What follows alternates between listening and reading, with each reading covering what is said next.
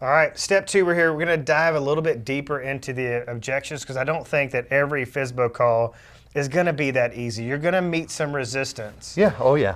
And it's just important, I think, in this point, step one, our singularity of focus is on setting the preview appointment. Yep. So, in step two, we're going to say, well, if that call isn't as easy, what do we do then?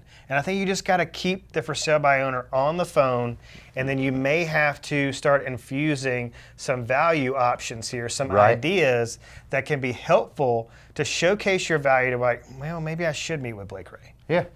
So if I was to say, well, listen, I'm just not interested in the preview appointment right now at all. So why don't you just call me when you have a buyer? Hey, that's very fair.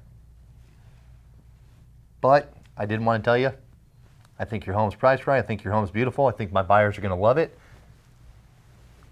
And then I'll provide the value, which would be, Jason, have you thought about doing a Zillow video? You probably have, but you just haven't done it. What is that? Zillow video will organically boost you 51%. 51%, and it's free, and it's easy, and it's through Zillow. They'll give it to you for free. You just go on there, you take your phone out, you do your rooms, you get a 51% upgraded viewership rate. Is this something you can do for me? I absolutely can. What day works best? Saturday at 4 or Sunday at 2? Boom. All right, let's go to bracketed pricing. Yep. Hey, Jason, I see your home's listed at 179 or 174. Have you considered going to 175? Why would I want to do that? Well, Zillow's algorithmic search pattern only allows you to do $25,000 search increments. So if you were to go 175, you would be in viewership of 150 to 175 and 175 to 200, doubling your views. That makes a lot of sense. All right, yeah, that's good advice.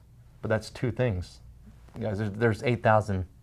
I mean, there's not 8,000. I don't want to keep on using that, but I'm saying first objection's not the real one. Let's just take it down the road of, do you want to even, let's say you don't want to give them that. Let's say I'm going to battle you. I'm going to say, no, I'm not going to give you the value.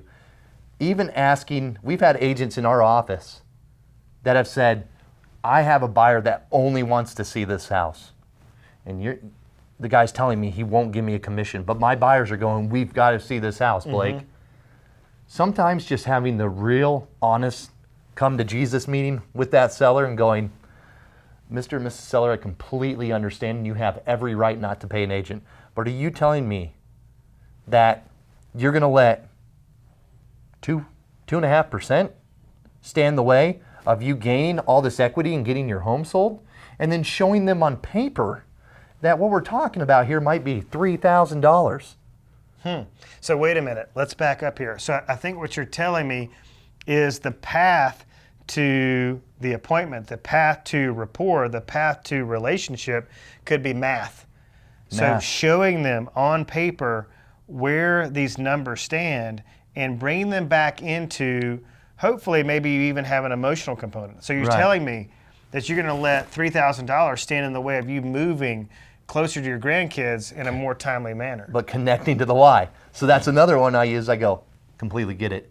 Hey, tell me again, why the heck do you want to sell this house? It's an amazing location.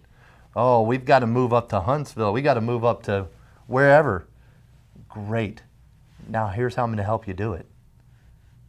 And then dive right in. So I've just said, listen, Blake Ray, I really appreciate you. I mean, you're a hard worker. You're a go-getter, and I like young little whippersnappers like you. Right. But I'm not working with a realtor, and I'm not paying a commission. The call doesn't have to end right there. No. You can say, well, listen, I appreciate you, appreciate me, but tell me again, why do you have this house for sale? It's just extending the conversation. There's a lot of research around the fact that if you're able to extend the conversation another 20, 30, 40 seconds, it could be worth thousands of dollars. And one thing I've always, a lot of my business comes off for sale by owners, a lot of it. And one thing I realized really quick was if I'm going to focus on the ones that are complete and utter jerks to me. And I never knew why. And then I figured out why was because if they're a jerk to me, they're a jerk to you, and everybody else. And most of those people aren't going to hang on. They're going to go, do you pay a commission? All right, bye. Right. And they're done, and they talk all this stuff about them. Oh, they're terrible people. The house is crappy. If I just hang in there and start throwing free stuff at them, you know, hey, you should do this. Hey, you should do that.